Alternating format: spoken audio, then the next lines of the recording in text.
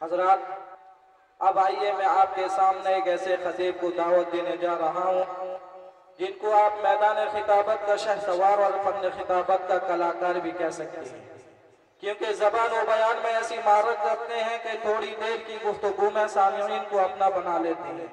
وہ ایک ایسی ہستی ہے جو دردمندانہ دل اور عالمانہ سوچ اور صحیح فکر کا آئینہ دار ہے۔ جب وہ بولنا شروع کرتے ہیں تو ایسا معلوم ہوتا ہے کہ علم کا سارا دریا بہاتے ہیں۔ حضرات، یہ ایک طرف ہے، دوسری طرف مسلم پرسنل اللہ ہو یا عمارت شریعہ ہو یا دیگر تنظیمیں ہو، ہر میدان میں اپنے خطابت کے ذریعہ بحران مچا دیتے ہیں۔ خطابت جب وجد میں آ جائے تو پھر ہتھیار بن جائے، خطابت جب وجد میں آ جائے تو پھر ہتھیار بن جائے، کبھی خنجر کبھی نیزہ کبھی تلوار بن جائے۔ خطابت کی گلفشانی مسلم ہے زمانے میں، خطابت کی گلفشانی مسلم ہے زمانے میں، یہ نجاشی کے آگے جعفر تیار بن جائے۔ اس سے میری مراد عالی مرتبت ذوالعلم والایقان خطیب العصر جناب حضرت مولانا ابو طالب صاحب رحمانی دامت برکاتہم ہیں۔ میں حضرت کا استقبال اس شعر کے ساتھ کرنا چاہتا ہوں: نہ شمشیر سے نہ شم سے نہ بم سے نہ بارود سے، نہ شمشیر سے نہ شم سے نہ بم سے نہ بارود سے، حضرت مولانا ابو طالب صاحب رحمانی کو دعوت دیتا ہوں نعرے تکبیر سے۔ آپ حضرات کی سچی سماعتوں کے حوالے جناب حضرت مولانا ابو طالب صاحب رحمانی۔ الحمدللہ رب العالمین والعاقبۃ للمتقین والصلاة على رسوله محمد وعلى آله وأصحابه أجمعين۔ رب اشرح لي صدري ويسر لي أمري واحلل عقدة من لساني يفقهوا قولي۔ رب يسر ولا تعسر وتمم بالخير، رب زدني علما، رب زدني علما، اللهم رب زدني علما وألحقني بالصالحين۔ فاعوذ بالله من الشيطان الرجيم، بسم الله الرحمن الرحيم۔ يدخلون في دين الله أفواجا، صدق الله العظيم وصدق رسوله النبي الأمي الكريم۔ اللهم صل على سيدنا محمد وعترته بعدد كل معلوم لك۔ اللهم صل على سيدنا محمد عبدك ورسولك وعلى المؤمنين والمؤمنات والمسلمين والمسلمات۔ حضرات علماء کرام، بزرگان محترم، نوجوانان اسلام، عزیزان گرامی، پردہ نشین خواتین امت اسلامیہ، آج مارچ کی 25 تاریخ ہے، 2019 کا سال چل رہا ہے۔ اسی مہینے میں دنیا نے ایک بہت خوفناک منظر دیکھا جس سے دنیا دہل گئی، درد مندوں کا کلیجہ منہ کو آ گیا۔ 15 مارچ بروز جمعہ اسی سال 2019 میں نیوزی لینڈ کی مسجد نور میں جمعے کی نماز کے وقت معصوم نہتے نمازیوں پر ایک آسٹریلیائی سفید فام سفید فام دہشت گرد آسٹریلین ٹیررسٹ سفید آتنکواد وہ آٹومیٹک مشین گن سے مسلمان نمازیوں پر اندھا دھند فائرنگ کرتا ہے اور حالت نماز میں 50 مسلمان شہید کر دیے جاتے ہیں۔ کہیے انا للہ و انا الیہ راجعون۔ اللہ ان شہداء کے درجات کو بلند فرمائے، اللہ ان شہیدوں کو جنت الفردوس میں مقام عطا فرمائے، اللہ ان کے لواحقین اور پسماندگان اور پوری امت مسلمہ کو صبر جمیل عطا فرمائے۔ اور پھر 21 مارچ اور اس سے پہلے 21 مارچ کو جمعے کے دن 2019 بروز جمعرات برطانیہ کے شہر لندن میں برمنگھم کے 5 مسجدوں پر تابڑتوڑ حملہ کیا جاتا ہے، گرچہ کہ اس خبر کو دبا دیا گیا، اس نیوز کو ہڈن ایجنڈے میں ڈال دیا گیا، نیوز چینل نے اسے سینسر کر دیا، لیکن یہ دہشت گردی یا آتنکوادی آخر یہ واقعہ کیوں ہو رہے ہیں؟ اس کا بیک گراؤنڈ، اس کی بیک گراؤنڈ اور اس کا پس منظر کیا ہے؟ وہ اسلامو فوبیا کی لہر جو اس زمین پر جینے والے چند دہشت گردوں کے آقا اور اسلام کے خلاف نفرتیں پھیلانے والے ملین ڈالرز کے کاروبار کرنے والے کانسپریسی اور نفرت کے سوداگاروں نے بچا رکھا ہے۔ وہ بے نقاب ہوتے چلے جا رہے ہیں۔ انہوں نے ایک چال چلی مسلمانوں کو خوف زدہ کرنے کی، انہوں نے ایک چال چلی مسجدوں کو ویران کرنے کی، انہوں نے ایک چال چلی نمازوں سے لوگوں کو ڈرانے کی۔ وَمَكَرُوا وَمَكَرَ اللَّهُ وَاللَّهُ خَيْرُ الْمَاكِرِينَ۔ اس نے چال چلی کہ اب نماز نہ ہو، اس نے چال چلی کہ مسجدیں بند ہو جائیں، اس نے چال چلی کہ مسلمان خوف زدہ ہو جائیں، اس نے چال چلی کہ اسلام کے ماننے والے افسر اٹھا کر نہ چلیں۔ اور اس سے پہلے نیوزی لینڈ میں مسجدوں میں اذان مائک میں دینے کی اجازت نہیں تھی، چال چلی کہ مسجدیں بند ہو جائیں، مسلمان ڈیمورلائز ہو جائے، ان کی مورل اسٹیٹس کو ڈیمیج کر دیا جائے اور پوری دنیا میں وہ خوف زدہ ہو جائے۔ مگر واہ رے واہ، دہشت گرد اور اس کے آقا اور ٹیررسٹوں کے فیملی اور اس کے نرسری چلانے والے لوگ اور سوداگر اور سودخور، عیاشی کے اڈے چلانے والے لوگ، پراسٹیوشن کے کلب چلانے والے لوگ، اسلامی نظام تہذیب کو مٹانے کا شتر مرغ کا خواب دیکھنے والے کچھ بندر، کچھ مالتھوس کی اولادیں، کچھ ہکسلے کے غلام، کچھ لینن، کارل مارکس، اسٹالن، جانس، ہٹلر کی جوتیاں چاٹنے والوں نے دن کے اجالے میں شتر مرغ کی طرف اپنے چہرے کو گندی غلاظت میں چھپا کر یہ سمجھا کہ ہم نے اسلام کے سورج کو چھپا دیا، مٹا دیا۔ لیکن ایک پلان، ایک منصوبہ بندی میرا رب بھی بنا رہا تھا، ادھر دہشت گرد گولیاں چلا رہا تھا، ادھر نیوزی لینڈ کے وزیر اعظم کے دلوں میں خدا اسلام کی محبتوں کا چراغ، ادھر ہردے پریورتن ہو رہے تھے، ادھر گولیاں چل رہی تھی۔ وہ 38 سال کی عمر کی نوجوان وزیر اعظم ہماری بہن، وہ آسٹریلیا میں آسٹریلیائی دہشت گردوں کی آواز گولیوں کی سن رہی ہے۔ اس بہن نے ہم سلام کرتے ہیں نیوزی لینڈ کے پرائم منسٹر کو اور پوری دنیا سے کہتے ہیں کہ آؤ، لوکتنتر میں اپنی جنتا کی سیوا کیسے کی جاتی ہے۔ اگر تھوڑی سی بھی عقل باقی ہے تو نیوزی لینڈ کے آنریبل پرائم منسٹر سے کچھ سیکھ لو۔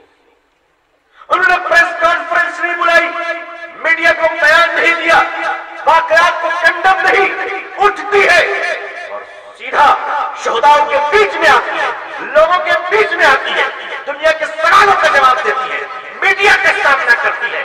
جس نے جو پوچھا جواب دیتی رہی، سانپا غم بنی، سانپا ماتم بنی، سیاہ ڈریس پہن کر آئی، اپنے تمام اپوائنٹمنٹ کو کینسل کی، اپنی تمام دعوتوں کو منسوخ کی اور کہا میرے ملک میں جو 50 مسلمان شہید ہوئے ہیں وہ نہیں، شہید ہوئے ہیں. یہ حملہ مسلمانوں پر نہیں، یہ حملہ نیوزی لینڈ کے لوگوں پر. 50 مسلمانوں کی شہادت کے بعد نیوزی لینڈ کی وزیر اعظم بلبلاتی ہے، چیختی ہے، چلاتی ہے اور کہتی ہے دہشت گرد میں تجھے بے نام و نشان کر دوں گا. اور میڈیا سے کہتی ہے خبردار اپنی زبان پر کوئی اس گندے انسان اور ناپاک کا نام نہ لائے. پابندی لگا دی اور وہ کہتی ہے کہ تو شہرت چاہتا تھا، میں تجھے بے نام و نشان کر دوں گا. تو مشہور ہونا چاہتا تھا، میں تجھے گمنام کر دوں گا. کال کوٹری میں تجھے مرنے نہیں دوں گا بلکہ گھٹ گھٹ کر مرنے پر مجبور کروں گا. اس کے آگے وزیر اعظم کہتی ہے نیوزی لینڈ میں دہشت گرد کا نام نہیں، اب قیامت تک شہیدوں کا نام زندہ رہے گا. اور آگے وہ کہتی ہے جس دین کو تم مٹانے گیا تھا اب نیوزی لینڈ میں نئی انداز سے اسلام مسکرائے گا. کب تک مائک پہ اذان دینے کی اجازت نہیں تھی. وزیر اعظم کہتی ہے نیوزی لینڈ کے مسلمانوں اب مائک کیا، تم اذان دو گے. نیوزی لینڈ کی ساری ٹیلی ویژن اسے لائیو ٹیلی کاسٹ کرے گی. نیوزی لینڈ کے گھر گھر میں اذان کی آواز گونجے گی اور مسجد کے اندر نہیں. نیوزی لینڈ کی وہ بہن وزیر اعظم کہتی ہے مسلمانوں میں کھڑی ہوں، اب باہر نکلو. نیوزی لینڈ کی سڑک پہ نماز پڑھو. دیکھتی ہوں کہ ماں کے لال نے ماں کا دودھ پیا ہے جو سجدہ کرنے والوں کو سجدے سے روک سو. اے اللہ تو بڑا کارساز. 50 جان کی قربانی کے بعد اسلام کی یہ شان. سودا سستا ہے. کیوں بھائی؟ سودا سستا ہے. اس ملک میں بھی اسلام کی سربلندی کے لیے ذرا قربانی کو تیار ہو جاؤ انشاءاللہ. تیار ہے؟ کس کے لیے؟ ارے تمہاری تو فکر بھی یہی ہوتی کہ کون سی سرکار آئے گی جو گوشت کھانے کی اجازت دے گی. تم تو صبح اٹھتے ہو کھاتے ہوئے، رات میں سوتے ہوئے کھاتے. میں کہہ رہا تھا اپنے میزبان سے کہ بھائی ہم لوگوں کو بھی ذرا قاعدے میں رہنے دو. یہ مولوی قوم بھی عجب ہو گئی، جہاں جاری وہیں دسترخوان. ارے بھائی یہ بھی انسان ہے، اس کو بھی شعور ہوتا ہے. ہم لوگ کو بہت ساری سنتیں یاد ہے. داڑھی رکھنی چاہیے، سنت ہے صلی اللہ علیہ وسلم. سر پہ ٹوپی سنت ہے. ٹخنوں کے اوپر پائجامہ سنت ہے نا بھائی. سطر ڈھانکنا سنت ہے. مسواک کرنا سنت ہے. وضو میں اتنی سنت، نماز میں اتنی سنت. ان ساری سنت کے ساتھ ساتھ ایک اور سنت ہے، کم کھانا بھی سنت ہے. حلق تک کھانا ہے، یہ ثابت نہیں ہے. حلق تک کھاتے ہیں، سبحان اللہ بھی نہیں بول پاتے، لگتا ہے ڈکار لے رہے ہیں. کہتے ہیں اللہ کھلا رہا ہے. اللہ نے کھانے کہا ہے، کوچنے نہیں کہا. اللہ نے بھوک مٹانے کہا ہے، پیٹو بننے نہیں کہا کہ پورا پورا بکرا تم ہضم کر جاؤ. یہ خدا نے نہیں کہا. بھائی کم کھانا بھی سنت ہے. بعض لوگوں سے گلا ملتا ہوں تو ان کا پیٹ ہوتا ہے مزار شریف. گلے تک پہنچ ہی نہیں پاتے، پیٹی میں چمہ امہ دے کے باہر آ جاتا ہے. تو ان شہید کھاتے ہیں اور بیٹھتے ہیں. اسلام میں صحت کا بھی نظام ہے بھیا، اور صحت کے نظام کو مدرسوں میں داخل کرو. حفظان صحت، ورنہ سب لٹو شاہ بابا بن جائیں گے. گول گپے جہاں بیٹھے وہی ہاتھ دھوئے، وہی کھائے، وہی رکھے، وہی رکھے. 2 تکیہ لگا کے سو گئے. بہادر بہادر. آپ جن کے خلاف بولتے ہو نا، وہ صبح 4 بجے اٹھ کر میدان میں ورزش کرتا ہے، اور آپ میاں مٹھو مسلمان لوگڑے رہتے ہو صبح 10 بجے. کیوں رات کے 2 بجے جلسہ ختم ہوا ہے تو مرو گے نہیں تو کیا ہوگا، پڑھو گے نہیں تو کیا ہوگا؟ 2 بجے جلسہ ختم ہوتا ہے. 70 سالوں سے اب تک ہم لوگ جلسوں کی اصلاح نہ کر سکے، مگر اصلاح معاشرے میں جلسے پر جلسہ چل رہا ہے. جلسوں کی اصلاح نہیں کر سکے، میں خود بھی اس میں شامل، میں خود نہیں کر سکتا. جلسے کا مطلب یہ ہے کہ مغرب بعد جلسہ شروع کرو، عشاء تک ختم کر دو، تاکہ جلسہ بولنے والا سننے والا دونوں سو سکے اور اللہ کی توفیق سے دونوں کم سے کم فجر پڑھ سکے. کم سے کم. ایک مرد مجاہد نے اڑیسہ میں کیا تھا، شیر اڑیسہ، مناظر اسلام، امیر شریعت حضرت مولانا سید اسماعیل صاحب کٹ کے وہ ایک بہادر شخص تھا. 2 آدمی میں رہتا تھا، بیان شروع کر دیتے. 2 آدمی بیان شروع کر دیے. جنازے کی نماز پڑھانے گئے، کسی کا انتظار نہیں. اللہ اکبر فرمایا حضرت لوگ آ رہے کیا قیامت تک آتے رہے. اللہ نکاح پڑھانے گئے، دلہنے کا کپڑا پہن لو، کیا ننگا تھوڑی ہے، بعد میں ڈریس سیٹ کر لینا پڑے. نکاح پڑھا سدھار کیا. عزیزان ملت، آپ اپنا مزاج بدلیے، اور مزاج یہ بدلیے کہ مغرب بعد بیان شروع ہوگا انشاءاللہ. عشاء کی نماز تھوڑی تاخیر سے پڑھنا چاہیے، کوشش کریں گے انشاءاللہ. تو اگلی تاریخ اب میں تبھی دوں گا جو عشاء سے پہلے جلسہ ختم ہوگا. آپ لوگوں نے انشاءاللہ کہا ہے، اب میں کوشش کروں گا چل اپنے. میں آپ لوگوں کو تو چینج نہیں کر سکتا، خود پر پابندی لگا سکتا. اب میری کوشش ہوگی انشاءاللہ، مگر مسلمان ٹیڑھی کھیڑ ہے، آہستہ آہستہ مانے گا. عزیزان ملت، اسلامی تہذیب، اسلامی وقار، اس کا تقاضا یہ ہے کہ آپ منصوبہ بندی کرو. آپ کی منصوبہ بندی کیا ہے؟ نیوزی لینڈ کے اس واقعے نے ہندوستانی مسلمانوں کو 50 سال کے فیوچر پلاننگ کرنے کا موقع دے دیا ہے. کتنے سال کا؟ 50 سال، 50 ایئرز. مگر ہم لوگ تو گوانے ماہر ہیں. 2014 سے 2019 بتائیے 5 سال ہم کیا کریں سوائے اس کے کہ ایک آدمی کی برائی کر رہی ہے. اور کچھ کیا آپ لوگوں نے؟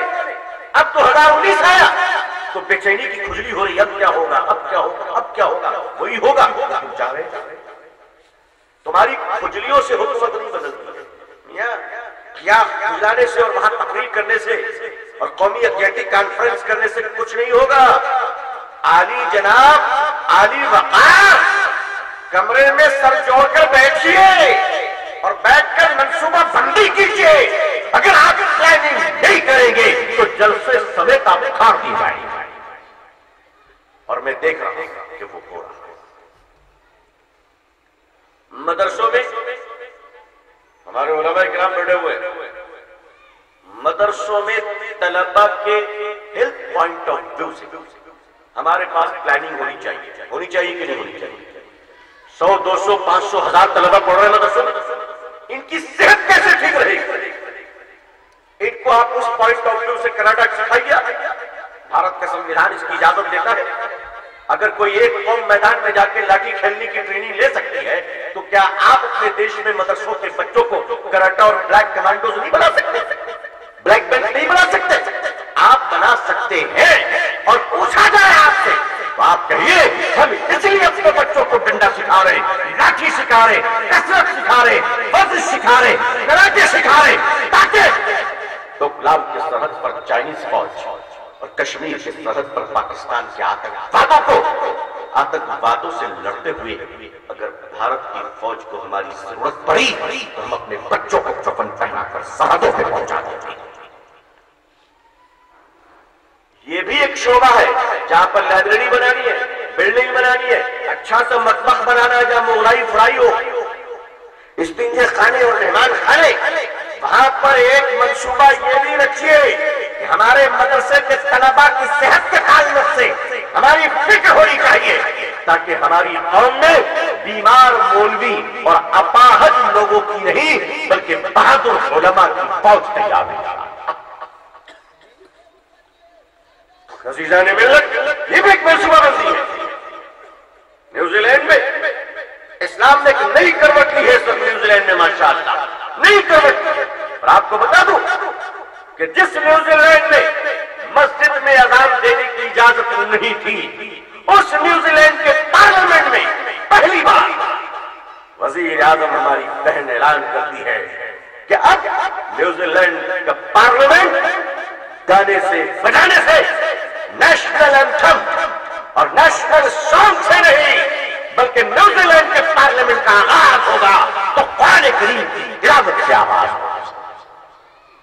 اللہ اکبر۔ اور یہ تلاوت کا شرف بھی کسے ملا؟ کسے ملا بھائی؟ ہائے ہائے، دیوبند تیری عظمت پہ قربان ہوا ہے۔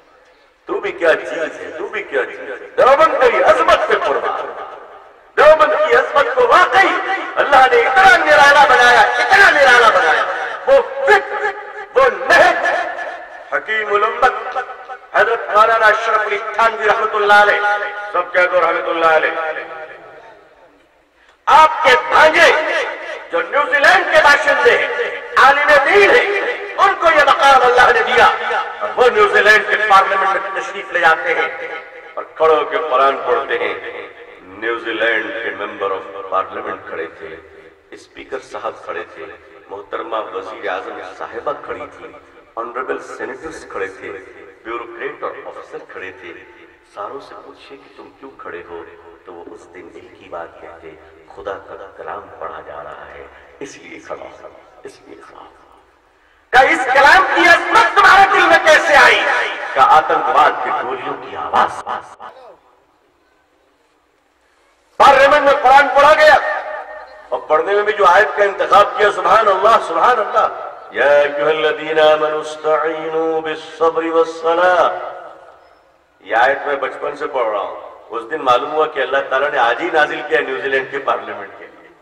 ایسا لگ رہا تھا، ایسا لگ رہا تھا۔ ان اللہ مع الصابرین۔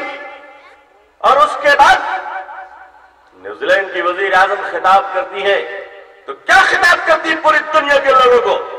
السلام علیکم ورحمۃ اللہ وبرکاتہ۔ اللہ اکبر، اللہ اکبر۔ مسلمانوں، نیوزی لینڈ کے پرائم منسٹر ہماری بہن نے سلام بھیجا ہے، سب ہماری بہن کو وعلیکم السلام کہو بھائی، ایک بار وعلیکم السلام تو کہہ دو، تاکہ ہمارے سلام کا جواب بھی فرشتے پہنچا دیں۔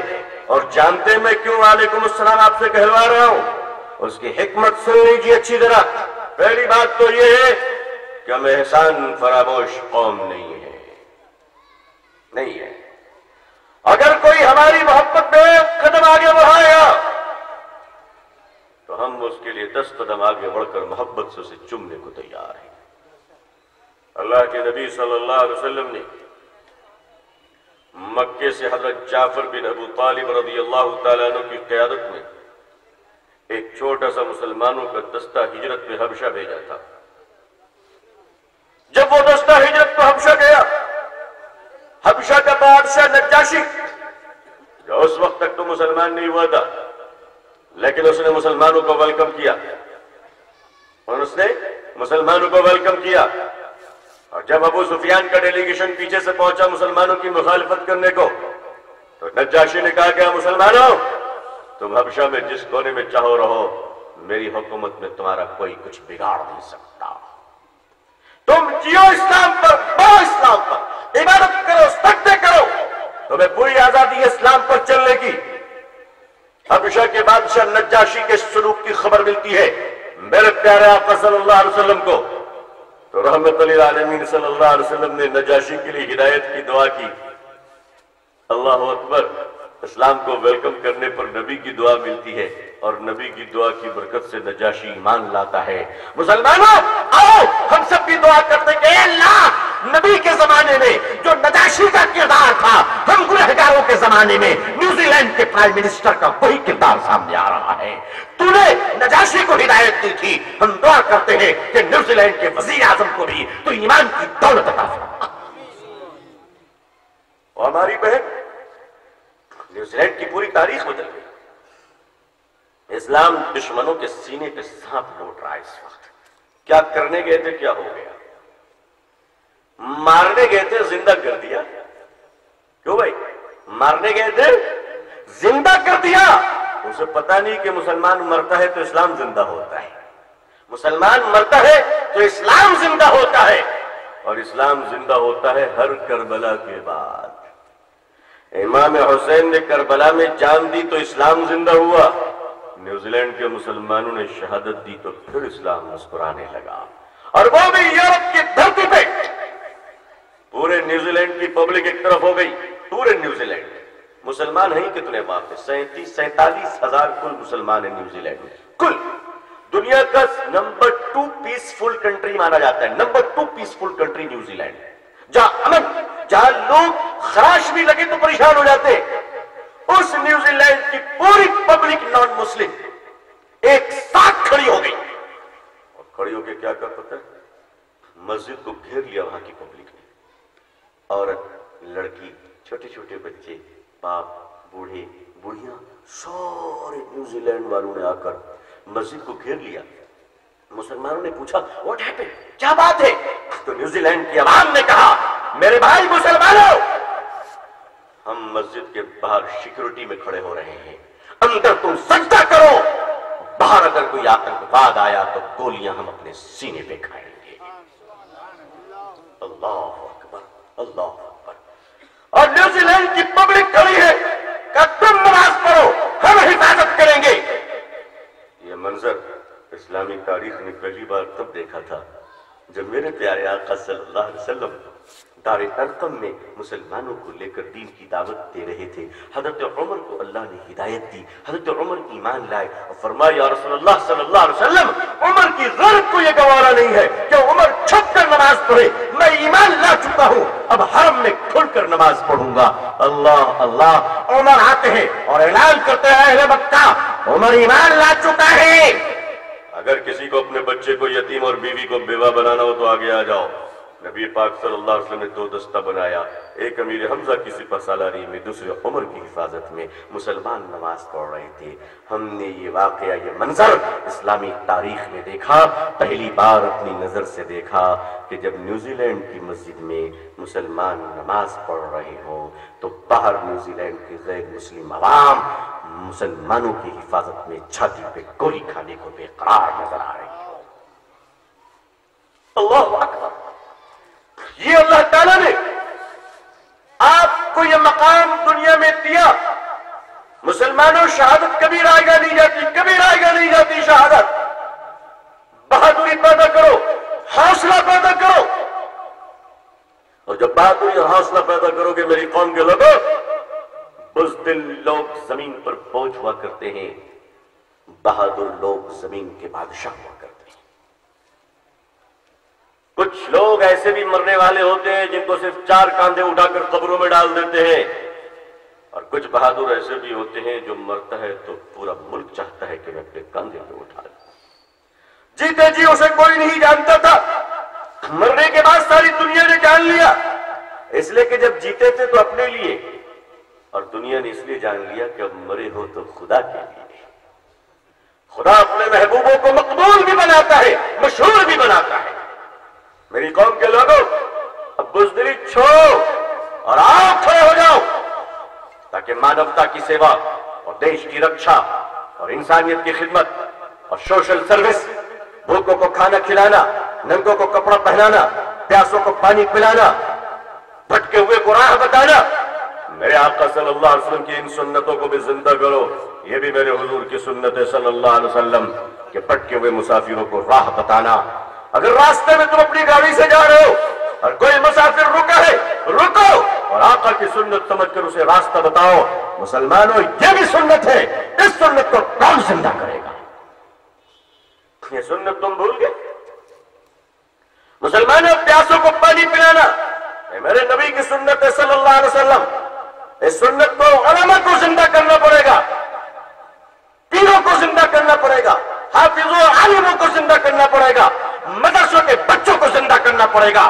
اسے دیکھ کر مسلمانوں کی عوام کی زندگیوں میں زندہ ہوگا سنت، زندہ ہوگی سنت۔ جب اس سنت کو زندہ کرو گے تو یاد رکھنا میرے بزرگوں اور میرے عزیزوں، خدمت کرنے والے ہونٹ، خدمت کرنے والے ہاتھ، دعا دینے والے ہونٹوں سے بہتر ہوا کرتے ہیں۔ صرف آشیرواد دینا، میری دعائیں تمہارے ساتھ ہیں، میری دعائیں تمہارے ساتھ ہیں، یہی میرے نبی کی سنت ہے صلی اللہ علیہ وسلم۔ کبھی لوگوں کے کام آنا تو سیکھو. مسجد کے استنجے خانے میں پیشاب کرنے سے پہلے ایک لوٹا پانی والنٹری بہاؤ تاکہ صاف ہو جائے, اور کرنے سے پہلے پھر بہا دو تاکہ میرے بعد جو بھائی آئے اس کو بدبو نہ ہو. یہ بھی تو اخلاق ہے ہمارا. مگر ہم اتنے چکنے چپڑے بن چکے, سفید کپڑا رومال اوڑھ کے پیشاب کرنے بیٹھتے 20 ml پانی لے کر, اور گندگی اور بدبو کا یہ عالم ہوتا ہے کہ مسجد کے اندر بو آتی ہے. یہ مسلمانوں کا کریکٹر ہو گیا, یہ مسلمانوں کا کردار ہو گیا. اس کردار کے ساتھ دنیا کو آپ اسلام کی دعوت دیں گے, اس کریکٹر کے ساتھ دنیا کو آپ امپریس کریں گے. میں آپ کو صاف لفظوں میں بتا دینا چاہتا ہوں, دھوکے میں نہیں رکھنا چاہتا, اور معاف کیجیے گا میں اسی لب و لہجے کے ساتھ چل رہا ہوں اور انشاءاللہ چلتا رہوں گا. اس وقت دنیا آپ سے متاثر نہیں ہو رہی ہے, اس وقت دنیا ہم سے متاثر نہیں ہو رہی ہے, بالکل نہیں. یہ خام خیالی چھوڑ دیجئے کہ آپ کی پگڑی داڑھی دیکھ کر دنیا متاثر ہو رہی ہے. کہاں ہے آپ؟ آج نہ ٹرین محفوظ ہے نہ بس محفوظ ہے. کیوں متاثر نہیں ہو رہی ہے؟ مجھے یاد آتا ہے ایک واقعہ. اپنا احتساب کیجئے, انکاؤنٹیبلٹیز مسٹ بہت امپورٹنٹ چیز ہے. جو قوم اپنا حساب نہیں کرتی ہے وہ قوم بغیر حساب کے مٹا دی جاتی ہے, مٹا دی جاتی ہے. آج نیشنل انٹرسٹ میں کنٹری میں آپ کے کنٹریبیوشن کو یوز لیس کر دیا گیا ہے. پریکٹیکل آپ ایک جگہ جمع ہو جائے 1000 2000 نعرہ لگا لے, ایک سمجھتے کہ ہماری آواز بہت بلند ہے, نتھنگ. اس لیے کہ آپ پلان لیس کمیونٹی ہو چکے ہیں. آپ کے پاس پلان نہیں. ہم 4 آدمی ایک ساتھ نہیں بیٹھ سکتے کمرے میں. مشکل تو یہ, ہم اتنے مخلص ہیں اور اتحاد بین الاقوامی کانفرنس کے اتنے بڑے پہلوان اور چمپئن ہیں ہم لوگ کہ 4 آدمی ہم کمرے میں نہیں بیٹھ سکتے ایک ساتھ. تو قوم کا بیڑا غرق نہیں ہوگا تو اور کیا ہوگا؟ ہو رہا ہے اور کیا ہوگا؟ عزیزان ملت, اس وقت دنیا آپ سے متاثر نہیں ہو رہی ہے, اور اس کی صاف صاف وجہ بتا دوں. نبی کریم صلی اللہ علیہ وسلم نے بات کو نہیں پہلے اپنی ذات کو پیش کیا تھا. بولو سچ ہے بھائی, بولو سچ ہے. حضور صلی اللہ علیہ وسلم نے نبوت کا اعلان 40 سال کی عمر میں جب کیا گیا, اس سے پہلے آپ نے دین کی دعوت دی تھی, اپنی ذات کو پیش کیا تھا. 25 سال کی عمر میں آپ کو امین کا لقب ملا.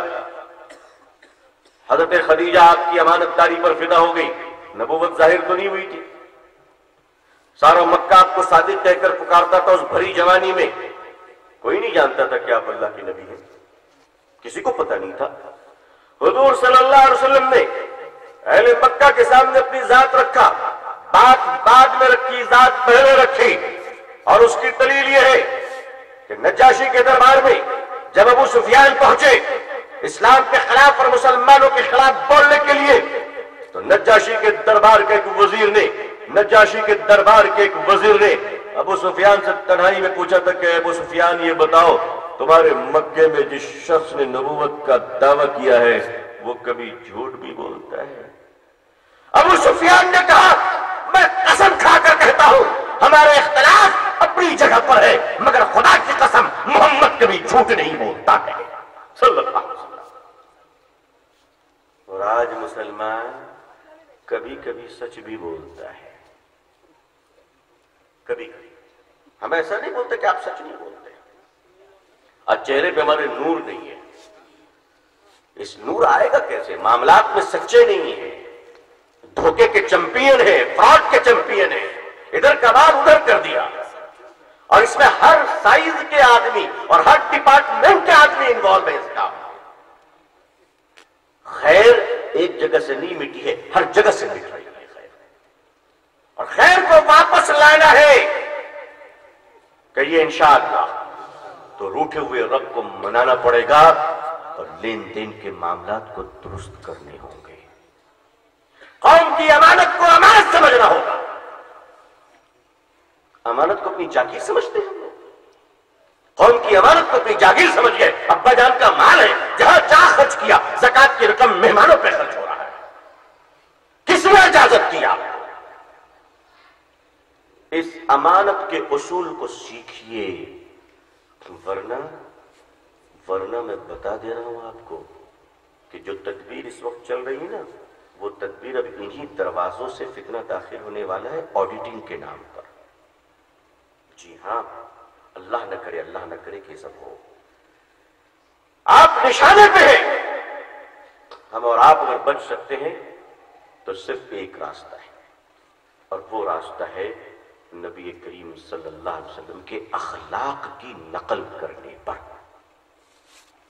صاف صاف عوامی زندگی میں حضور کا اخلاق صلی اللہ علیہ وسلم، سارا مجمع ہے صلی اللہ علیہ وسلم.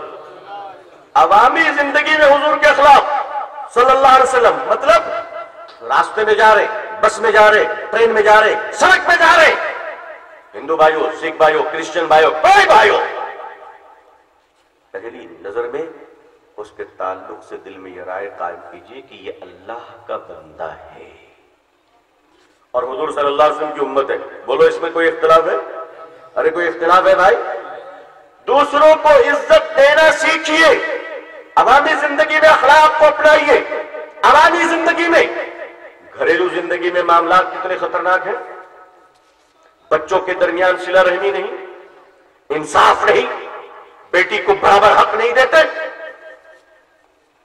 بیٹی کو برابر حق نہیں دیتے، گھر میں اپنی بیوی کی عزت نہیں کرتے. گھریلو زندگی سڑ گئی ہے اور باہر جا کر ہم بھاشن دے رہے ہیں. عزیزان ملت، وہ سنت بھول گئے کہ عائشہ فرماتی کہ میرے آقا صلی اللہ علیہ وسلم گھر آتے تو گھر آ کر میرے گھریلو کام میں ہاتھ بٹا دیا کرتے تھے، گھر میں جھاڑو بھی لگا دیا کرتے تھے. گھر میں گھر کے جیسے بنیے، اپنے بچوں کو وقت دیجیے، اپنے گھر کی عورتوں کے ساتھ صلہ رحمی کیجیے. باہر کے ہیرو بننا بہت آسان ہے، یہ نام نمود نہیں. گھر پہ توجہ دیجیے، گھر کے اندر بے دینی داخل ہو رہی ہے. ارتداد، مسلمانوں کی بیٹیاں کفر اور شرک کے ساتھ بھاگ رہی ہیں، مسلمانوں بھاگ رہی ہیں. دعا بھی کرو، تدبیر کرو کہ اللہ ہماری اور تمہاری اولادوں کے ایمان، جان، مال، عزت و آبرو کی حفاظت فرمائے. رمضان کے مہینے میں تہجد گزار بچی گزشتہ سال لکھنؤ میں بھنگی کے ساتھ بھاگ گئی ہے. کہاں ہیں آپ؟ کس جگہ میں؟ کس خواب خرگوش میں سو رہے ہیں آپ کہ سب کچھ ٹھیک ہے؟ نتھنگ. آپ ایک کاغذ کی دیوار کے پہلو میں ہیں، باہر آگ لگ چکی ہے. مسلمانوں، ہوش کے ناخن لو. میری ماں بہنوں، تمہارے گود میں جو بچہ پرورش پا رہا ہے، یہ صرف اولاد نہیں پرورش پا رہی ہے، بلکہ خدا کا دین پڑھ رہا ہے، حضور کی شریعت پڑھ رہی ہے صلی اللہ علیہ وسلم. قیامت کے دن ہم سب جواب دیں. پوری سوسائٹی کا مسئلہ ہے عزیزان ملت، اس پوری سوسائٹی کا مسئلہ ہے اس وقت. آقا صلی اللہ علیہ وسلم نے پہلے اپنی ذات کو پیش کیا، تب اپنی بات کو پیش کیا. کینیڈا کے ایک نو مسلم، اس کا واقعہ مجھے یاد آتا ہے کہ کینیڈا میں ایک شخص کو اسلام سے دلچسپی ہوئی آج سے 30 سال قبل، اور اس نے اسلامی کتاب خریدنا جہاں قرآن و حدیث، تو اس کے پاس پیسے نہیں تھے. ایک کار تھی اس کے پاس، اس نے کار کو بیچ دیا، قرآن کو خرید لیا، حدیث کو خریدا، اسلامی کتابوں کو خریدا. کیا بیچ کر خریدا بھائی؟ کیا بیچ کر خریدا؟ کار بیچ کر خریدا. اللہ نے ہدایت دی اور ایمان لے آیا. ایمان لانے کے بعد اللہ نے توفیق دی، حج کرنے گیا، کعبۃ اللہ کا طواف کیا، بیت اللہ شریف کی زیارت کی، روض اقدس صلی اللہ علیہ وسلم پہ جا کر صلاۃ والسلام کا نذرانہ پیش کیا، اور واپسی میں ہندوستان آیا. وہ شخص ہندوستان جب آیا تو بامبے کے مسلمانوں نے اس کے اعزاز میں ایک مجلس منعقد کی اور فرمایا، او میرے نو مسلم بھائی، ہم ہندوستانی مسلمانوں کو کچھ نصیحت کر دو. اس نو مسلم بھائی نے صرف نصیحت کی ایک بات. جانتے اس نے کیا کہا؟ اس نے کہا، او ہندوستانی مسلمانوں، تم میں اور مجھ میں فرق یہ ہے کہ میں نے کار بیچ کر ایمان خریدا ہے، تم نے ایمان بیچ کر کار خریدا ہے.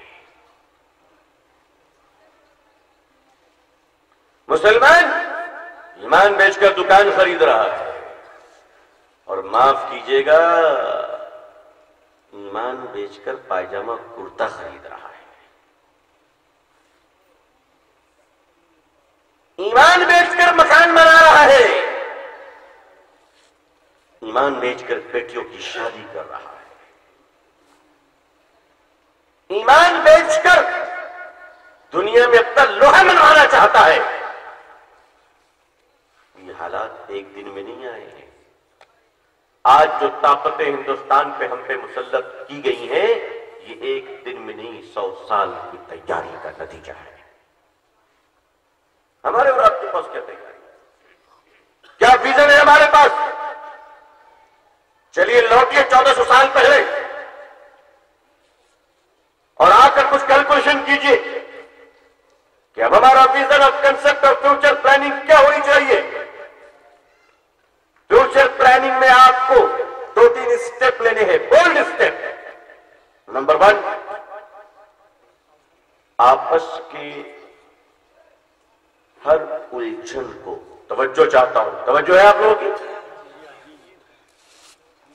آپس کے ہر الجھن کو، کس چیز کو بھائی، کس چیز کو؟ پورے مجمع نے نہیں سنی میری بات۔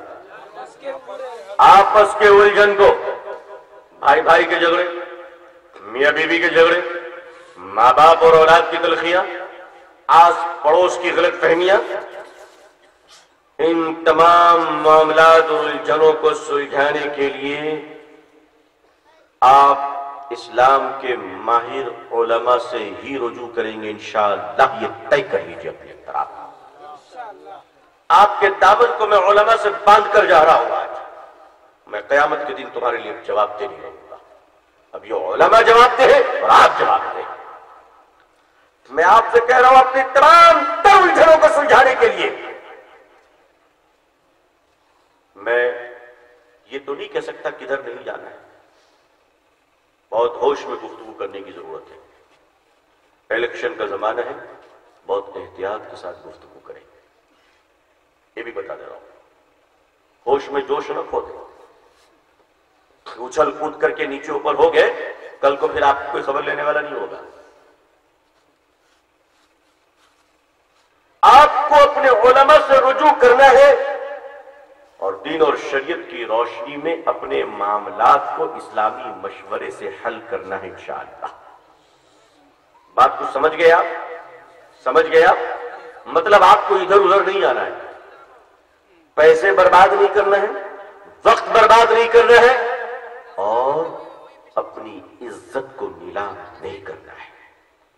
مسلمان مرد یا عورت، اس کی عزت و آبرو بہت قیمتی ہے، بہت قیمتی ہے۔ اور مسلمانوں، ذرا سی بات کے لیے اپنے بھائی کے آبرو کو سرعام نیلام مت کرو۔ تم جائز اور چیخلا کیجیے،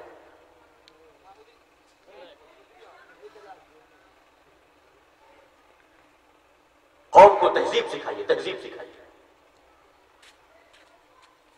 مسلمانوں،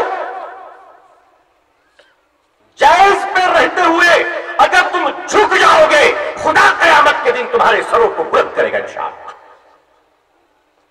جائز پہ رہتے ہوئے جھک گئے، کیوں جھک گئے؟ صرف اس لیے تاکہ جھگڑا نہ ہو، تاکہ جھگڑا نہ ہو۔ دل پہ چوٹ لگی ہے پھر معاف کر دو۔ میاں، معافی اتنے آسان نسخہ نہیں ہے، بڑے بڑوں کی پالکی رکھا جاتی ہے، بڑے بڑوں کی پالکی رکھا جاتی ہے۔ دل پہ چوٹ لگی ہے پھر معاف کر دو۔ وہ خدا رحمان الرحیم ہے، جہنم واجب ہو چکی ہوگی تب وہ خدا ہمیں معاف کر دے گا، خدا ہمیں معاف کر دے گا۔ نبی کریم صلی اللہ علیہ وسلم نے انگلی سے اشارہ فرمایا، آپ کا معجزہ تھا چاند کے 2 ٹکڑے ہو گئے۔ آپ صلی اللہ علیہ وسلم کا معجزہ تھا کہ انگلی سے پانی نکل آئے۔ آپ صلی اللہ علیہ وسلم کا یہ معجزہ ہی تو تھا کہ ابو جہل کی مٹھی میں بند کنکریوں کو اشارہ فرمایا تو کلمہ پڑھنے لگا۔ لیکن زیادہ لوگ ایمان نہیں لائے۔ لیکن میرے پیارے آقا صلی اللہ علیہ وسلم نے جب فتح مکہ کے موقع پر کعبہ کا غلاف پکڑ کر امت کے مجرموں गुनाहों को माफ करना शुरू किया, तुझे माफ, तुझे माफ, तुझे माफ, तो सारे के सारे कदमों पे गिरकर ईमान लाने लगे कि या रसूल अल्लाह अब कहाँ जाएंगे, सल्लल्लाहु अलैहि वसल्लम आपने माफ कर दिया है, अब तो हम आपका गुलाम बनकर जीना चाहते हैं। इस दौर का फितना ये है, इस दौर का फितना ये है कि औलाद से माँ बाप परेशान नहीं है, माँ बाप से औलाद परेशान हो रही है। ये ग्राउंड रियलिटी है, ग्राउंड रियलिटी है। माँ बाप जितने बूढ़े हो रहे हैं उतने लालची हो रहे हैं, औलाद पर जुल्म कर रहे हैं। मिल्लत पहले माँ बाप दुआ करवाया करते थे कि मेरी औलाद नेक और साले हो जाए। आज नौजवान बच्चे आकर हमसे कहते हैं दुआ कर दीजिए कि खुदा मेरे माँ बाप के दिल में रहम डाल दे। गौर कीजिए कहां जा रहे हैं हम लोग, कहां जा रहे हैं। मैं कलकत्ते में अपनी मस्जिद से असर की नमाज पढ़ के निकला। आप अंदाजा कर सकते हैं असर की नमाज का मतलब है कि दिन ढल चुका। अरे दिन ढल चुका, आधे दिन से ज्यादा गुजर चुका। 4:30-5 बज रहे, शाम का वक्त है। असर की नमाज पढ़कर निकला, मेरे पीछे एक नौजवान दबे पांव आहिस्ता आहिस्ता आ रहा है। मैं 2-4 लोगों से बात कर रहा था तो वो जरा एहतियात कर रहा था। अल्लाह ने मुझे तौफीक दी, मुझे एहसास हो गया कि नौजवान मुझसे कुछ कहना चाहते हैं। मैं रुक गया, मैंने कहा भाई कुछ कोई बात है? उसने कहा जी बात कहनी है, मगर अकेले ही। मैंने बिल्कुल, उनको लेकर मैं अकेले गया। मैंने बोलो क्या बात है? उसकी आंखों में आंसू आ गए। जवान, बहादुर, बेहतरीन ग्रेजुएट, टॉप क्लास का जॉब करता है वो शख्स, टॉप क्लास का, हाई सैलरी। उसके आंखों में पानी आ गया। हर एक के रोने पे रहम नहीं आता है ना। जैसे इंश्योरेंस बेचने वाला अगर रोए और एक औरत रोए तो दोनों के रोने में कभी यकीन नहीं होता है कि ये झूठ बोल रही है, वो झूठ बोल रहा है। अभी हमने एक न्यूज पढ़ा 15-20 दिनों पहले कि अमेरिका के सदर मोहतरम जो डोनाल्ड ट्रंप है, मिस्टर डोनाल्ड ट्रंप साहब, ये व्हाइट हाउस की न्यूज बता रहा हूं, इधर उधर के फेंक फाक लपेटने वाला नहीं, जुमलेबाजी नहीं हो रही है। वो सब करूं तो 4 घंटे बयान हो जाए, ऐसे थोड़ी ना 45 मिनट में खत्म करता हूं। डोनाल्ड ट्रंप ने व्हाइट हाउस की न्यूज बुलेटिन में ये आई कि ऑनरेबल प्रेसिडेंट ऑफ अमेरिका ईमानदारी के साथ रोजाना 17 झूठ बोलते हैं। कितने बोलते हैं भाई? 17 झूठ बोलते हैं। ये व्हाइट हाउस वालों ने नोट किया है, फरिश्ते जो नोट कर रहे हैं वो अलग है, उसका हमको पता नहीं, वो डाटा मेरे पास नहीं है, वो अल्लाह बेहतर जाने। अब एक नौजवान रो रहा है, आंखों से आंसू आ गया। उसने जल्दी से आंसू को पूछा। हमने कहा बोलो भाई क्या बात है?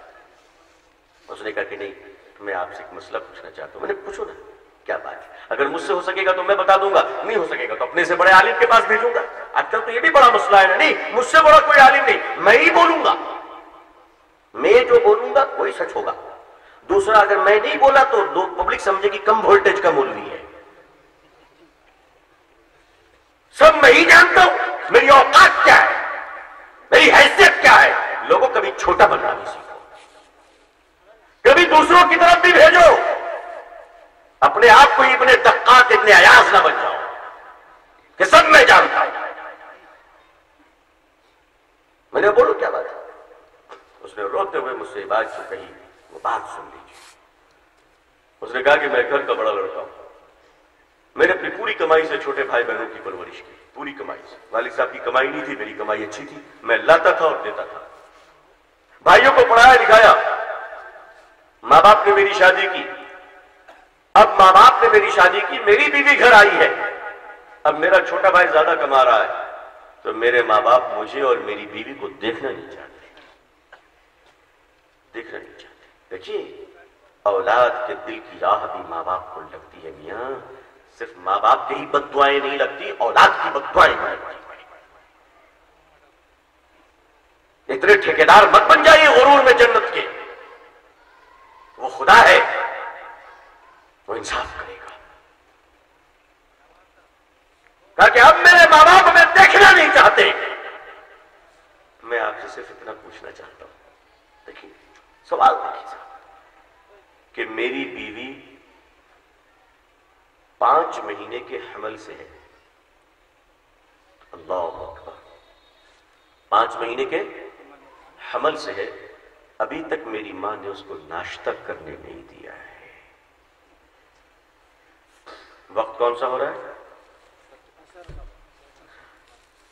کانپ گیا میں کانپ گیا. میرے ہوش ٹھکانے آ گئے. مجھے اپنی اوقات نظر آنے لگی کہ میں کتنا چھوٹا ہو گیا ہوں, کتنا گر گیا. مسئلہ یہ بتائیے کہ اب اس حال میں کیا میں اپنی بیوی کو الگ گھر لے کر ماں باپ سے دور رکھ سکتا ہوں؟ خدا ناراض تو نہیں ہوگا ہم سے؟ سب ماں باپ کی فضیلت بتاتے ہیں, ماں باپ کی فضیلت. ارے میاں کبھی اولاد کی بھی فضیلت بتا دیا کرو. سب ساس سسر کی خدمت بہو کو بتاتے ہیں. میں بتاتا ہوں بہو جب گھر میں آئے تو ساس سسر ماں بنو, باپ بنو. پہلے 3 مہینے آپ ماں باپ بن کر دکھاؤ, تب وہ زندگی بھر تمہاری بیٹی بن کر دکھائے گی. لالچی لوگ, لٹیرے لوگ اپنے بہو سے پوچھتے ہو بستر لائی, پلنگ لائی, چادر لائی, برتن لائی, ہنڈیا لائی, کھانا لائی, زیور لائی. تم کیا بھیکاری ہو؟ سب وہی لائے گی تو تیرے گھر میں کیا بھیک پڑ رہا تھا؟ محبت سے پیش آئیے اور کہیے بیٹی تو بہو نہیں بیٹی بن کر آئی ہے. میں تیرا باپ ہوں. ساس کہے میں تیری ماں. 3 مہینے ذرا دیکھیے تو بیٹی سر میں درد ہے, سر دبا دوں. اپنی بیٹی دیر تک سوئے تو ماں کہتی ہے بیٹا کو سر میں درد ہوگا, اور بہو سو جائے تو ساس کہتی ہے ناٹک کر. تمہارے اسی ناٹک نے تمہیں ہندوستان میں ناٹک بنا دیا. لوگوں اسلامی اصول, گھروں میں انصاف لاؤ, گھروں میں انصاف لاؤ. مسجدوں میں تو بہت آسان ہے. جب بوڑھے ہو جاتے ہیں اور بیوی ڈانٹتی ہے تو غصہ اتارنے کے لیے مسجد جاتے ہیں امام صاحب. امام صاحب آپ سمجھتے نہیں ہیں. میں نے کہا آپ وہ نہیں سمجھتے, میں سمجھ رہا ہوں کہ بیوی کا جوتا کھا کر تم آئے ہو. میں سب سمجھ رہا ہوں. میں نے کمپاؤنڈرنگ کی ہے. مسجد میں جو مؤذن پر چلائے سمجھ جاؤ بیوی کا دردرایا ہوا ہے. امام کو آنکھ دکھائے سمجھ جاؤ کہ چپل اندر دکھائی ہے تب باہر آیا ہے. بڑھاپے میں تو کہیں جا نہیں سکتا, ریٹائرمنٹ ہو گئی ہے. عزیزان ملت اپنے گھروں میں انصاف قائم کیجیے. حضرات علماء عوام کے تئیں آپ اپنی ذمہ داریوں کا احساس کیجیے. اگر آپ احساس نہیں کریں گے تو کون کرے گا؟ کون کرے گا؟ اس عوام کو کون قیادت کرے گا؟ کون سنبھالے گا؟ تمام مقامی علماء کی, ہر علاقے کے مقامی علماء کی یہ ذمہ داری ہے کہ وہ اپنے عوام سے محبت کرے, اور اس طرح محبت کرے کہ اس کے دکھ میں بھی شامل ہو, اس کے سکھ میں بھی شامل ہو. اور عوام کی ذمہ داری ہے کہ اپنے تمام الجھنوں کے لیے دائیں بائیں کہیں نہیں جانا ہے, سیدھا اپنے مقام عالم دین کی خدمت میں آنا ہے. اور وہ عالم دین ضرورت پڑے تو آگے بڑے علماء کے پاس آپ کے معاملات کو ریفر کرے دین کے نہج پر عمدہ مشورے کے لیے. ٹھیک ہے انشاءاللہ. یہ ایک آپ کو کرنا ہے تاکہ 10 سالوں میں 100% میری قوم فالتو پیسے اور وقت برباد کرنے سے بچ جائے انشاءاللہ. 10 سال کا ٹارگٹ ہے. 100% آپ اسلامی مشورے سے چلیں گے. آپ دکان کھولتے, انڈسٹری کھولتے, فیکٹری کھولتے, آپ بینک کے لون کے بارے میں پوچھتے ہیں, آپ سی اے سے پوچھتے ہیں, چارٹرڈ اکاؤنٹنٹ سے, آپ ساری چیزیں معلوم کرتے ہیں.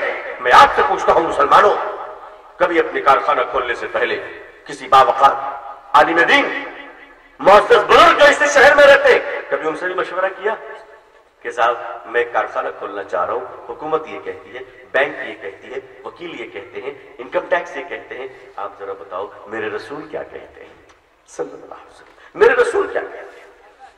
اپنے کاروبار کے بارے میں اسلامی رائے بھی حاصل کر لیجئے. صرف یہ مت سمجھیے کہ 2.5% زکات آپ نے نکال دیا تو بڑا احسان کیا. ارے احسان تو ان لوگوں کا ہے جو آپ کے گھر سے زکات وصول لیتے ہیں, ورنہ آپ کی زکات ادا نہیں ہوگی تو سڑ جائے گا پورا مال. تو احسان ان بزرگ, ان بیچاروں کا ہے, ان مدرسے والوں کا ہے. اللہ جزائے خیر دے. جب کوئی دروازے پہ زکات لینے جائے نا تو الگ سے ان کا شکریہ ادا کیجیے. اور ہو سکے تو الگ سے ان کو 50-100 ہدیہ دیجئے کہ آپ کا احسان ہے کہ آپ میرے دروازے پہ آ کے زکات لے کر جا رہے ہیں، ورنہ زکات ادا نہیں کیجیے گا مال تباہ ہو جائے گا۔ عزیزان ملت، بولڈ اسٹیپ لیجیے، ترقی کیجیے انشاءاللہ، کاروبار کیجیے انشاءاللہ، جائز طریقے سے خوب پیسے کمائیے، کہیے انشاءاللہ، اور پیسے کما کر صرف مسلمانوں پہ نہیں ہندو بھائیوں پہ بھی خرچ کیجیے۔ آپ بولو انشاءاللہ، ماشاءاللہ۔ اور ہاں، اپنے بچوں کو ذرا کپڑے پہنائے کیجیے۔ جی حاجی صاحب، چودھری صاحب، نمازی صاحب، آپ اپنے بیٹوں کو ذرا کپڑے پہنا دیا کیجیے۔ اتنی اس قدر غریبی تو نہیں آ گئی آپ پر؟ نوجوانوں بہت اسمارٹ بنتے ہو، کپڑے سلیقے سے پہنو۔ تمہارے بےہودے قسم کے کپڑے پہننے کی وجہ سے جب تم مسجد میں سجدے میں جاتے ہو تو ننگے ہو جاتے ہو۔ تمہارے پیچھے جو نماز پڑھتا ہے اس کی نماز خطرے میں آ جاتی ہے، تمہاری نماز کا تو بیڑا غرق ہو ہی جاتا ہے۔ شارٹ پینٹ پہنتے ہو، پیچھے سے سطر کھل جاتی ہے تمہاری۔ آپ کو پیسے نہیں کپڑے دینے کے لیے تو آپ نام لکھوائیے، ہم مدرسے سے کپڑے دیں گے، بانٹیں گے۔ زکات کا ایک الگ فنڈ بنائیے۔ یہ جو پھٹے ہوئے کپڑے پہنتے ہو، جنس کے یہاں پھٹا وہاں پھٹا، ابا غریب ہو گئے، دادا فقیر تھے، کیا پرابلم کیا ہے تمہارا؟ یہ تمہارا پرابلم کیا ہے بتاؤ؟ جہاں تہاں تمہارے کپڑے پھٹے ہوئے۔ اب سمجھ میں آئی بات۔ علماء پیون لگے ہوئے پہنتے تھے تو تم اس کا مذاق اڑاتے تھے، اسی کی سزا کے طور میں خدا نے تمہیں پھٹی ہوئی جنس پہنا دی ہے۔ ارے میاں کپڑے سلیقے سے پہنو، تم مسلمان ہو، یہودی کے نوکر نہیں ہو تم۔ پھٹی ہوئی جنس پہنے ہوئے لڑکے تو لڑکے، مسلمان لڑکیوں کا حال خراب ہے، وہ بھی پھٹے ہوئے کپڑے، سطر کی حیثیت باقی نہیں ہے، کچھ معلوم نہیں ہے۔ کچھ تو سکھاؤ بھائی، کچھ تو سکھاؤ اپنی اولادوں کو۔ ایک منصوبہ 100% اپنی الجھنوں کو انشاءاللہ در اسلام میں حل کریں گے انشاءاللہ۔ دوسری بات، اپنی اولادوں کو کپڑے سلیقے سے پہنائیں گے انشاءاللہ۔ تیسری بات، میں یہ نہیں کہتا کہ آپ اپنے بیٹے کو حافظ قاری صاحب عالم بناؤ، میں صرف ایک پیغام دے کر جا رہا ہوں۔ مسلمانوں، تم میں سے ہر آدمی اپنے بیٹے کو اس قابل بنا دو کہ کم از کم باپ مرے تو اس کے جنازے کو غسل دے سکے اور بیٹا اپنے باپ کے جنازے کی نماز پڑھانے کے قابل رہ سکے، بس اور کچھ۔ آپ کا جی نہیں چاہتا کہ آپ کے جنازے کی نماز آپ کا بیٹا پڑھائے؟ ارے بولو جی چاہتا ہے کہ نہیں چاہتا؟ اس قابل بیٹا کو بناؤ نا، جو درد بیٹے کے دل میں ہوگا وہ درد تو دوسرے کے دل میں نہیں ہوگا۔ جب بیٹا کہے گا اللہ میرا باپ تیرے پاس جا رہا ہے معاف کر دے، تو بیٹے کے درد کی برکت سے باپ کی مغفرت ہو جائے گی۔ اپنے بچوں کو ڈاکٹر بنائیے، انجینئر بنائیے، پروفیسر بنائیے، پولیٹیشین بنائیے، بیرسٹر بنائیے، بزنس مین بنائیے، پروفیشنل بنائیے، جو بنانا ہے بنائیے۔ اتنا سا مسلمان بنا دیجیے کہ اپنے باپ کو غسل وہی دے سکے اور اپنے باپ کے جنازے کی نماز بیٹا پڑھا سکے۔ اور اپنی بیٹیوں کو اس قابل بنائیے کہ ماں کا جب انتقال ہو تو بیٹی اپنی ماں کے جنازے کو غسل دے سکے، اپنے ساس کے جنازے کو غسل دے سکے۔ بولو یہ امپورٹنٹ چیز ہے کہ نہیں؟ آج اسکولوں میں فرسٹ ایڈ سکھائے جاتے ہیں، فرسٹ ایڈ، کٹ جائے تو یہ لگاؤ، پھٹ جائے تو یہ لگاؤ، جل جائے تو یہ لگاؤ، چھل جائے تو یہ لگاؤ۔ اسلام کا فرسٹ ایڈ یہ ہے کہ مرنے کے مسائل بال بچوں کو یاد کراؤ، یہ فرسٹ ایڈ ہے اسلام کا، کہ کیسے غسل دیا جائے گا۔ اب یہ تربیت مدرسوں میں بھی ہونی چاہیے۔ جو لوگ عالم نہیں بنتے صرف حافظ بن جاتے، ان کو حافظ بنا کر چھوڑ دینا ظلم ہے۔ ان کو اس قدر سکھا دیجئے کہ وہ موٹے موٹے مسائل میں کم از کم امت کی رہنمائی کر سکے، ورنہ امت پر بوجھ بن جائے گا۔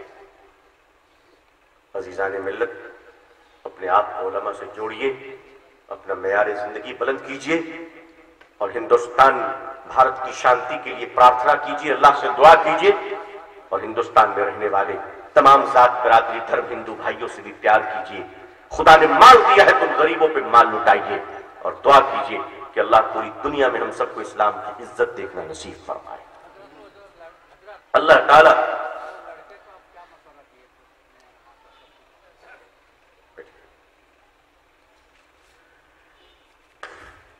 تعالیٰ اب آپ سمجھ سکتے کیا مشورہ دیا جو ظاہر سی بات ہے ایسے ظلم میں تو اسے مکان لینے کی اجازت ہے۔ میں نے مشورہ یہ دیا کہ تھوڑے دن تک جب تک کہ ڈیلیوری نہ ہو جائے اپنی بیوی کو ان کی ماں کے یہاں چھوڑاؤ تاکہ حالات نارمل ہو جائے۔ ویسے آپ کا بھی پوچھنا واجب ہے، پتہ نہیں کتنے لڑکوں کے بارے میں آپ سوچ رہے ہوں گے اب میرا بیٹا بھاگے گا، تو ظلم کرنا بند کر دو بھائی، ظلم کرنا بند کر دو، بہو کو بیٹی کا درجہ دینا شروع کر دو انشاءاللہ۔ دعا کیجئے کہ اللہ تعالیٰ پوری دنیا میں ہم سب کو اسلام کی عزت دیکھنا نصیب فرمائے۔ اللہ تعالیٰ اقوام عالم اور اہل ہندوستان کے دلوں میں اسلام کے لیے اور مسلمانوں کے لیے جذبہ محبت و احترام پیدا فرمائے۔ اللہ تعالیٰ ہندوستان میں امن اور شانتی عطا فرمائے۔ ہندوستان میں رہنے والے مسلمان اور ہندو بھائیوں میں آپس میں پیار اور بھائی چارگی اور آپس میں محبت عطا فرمائے۔ اللہ تعالیٰ ہمیں اور آپ کو، ہم سب کے اہل و عیال کو اور پوری امت مسلمہ کو عزت، عافیت، سلامتی، خیر، شرافت اور صحت اور خوشحالی کے ساتھ اسلام پہ زندگی، ایمان پر خاتمہ نصیب فرمائے۔ ہمارے اس جلسے کے صدر باوقار حضرت مولانا جلال احمد صاحب دامت برکاتہم، جو ہم سب کے مرشد و مربی ہیں اور عظیم ترین عالم ربانی ہیں، جن کی قربانیاں ہیں، آپ تشریف لا چکے اسٹیج پر۔ اب ظاہر ہے حضرت کی توجہ اور برکت رہی، میں حضرت سے اپنے لیے اور امت کے لیے بھی دعا کی درخواست کرتا ہوں۔ اللہ حضرت کو صحت و سلامتی کے ساتھ عمر میں خوب برکت عطا فرمائے۔ اللہ حضرت کے ایمان اور سلامتی اور عافیت کے تمام فیض ہم سب پر بھی جاری فرمائے، اور تمام اہل علماء میں آپس میں محبت اور اتحاد عطا فرمائے، ہم سب کے دلوں کو اللہ ملا دے، آمین یا رب العالمین۔ آخر دعوانا الحمدللہ رب العالمین، والسلام علیکم ورحمۃ اللہ وبرکاتہ۔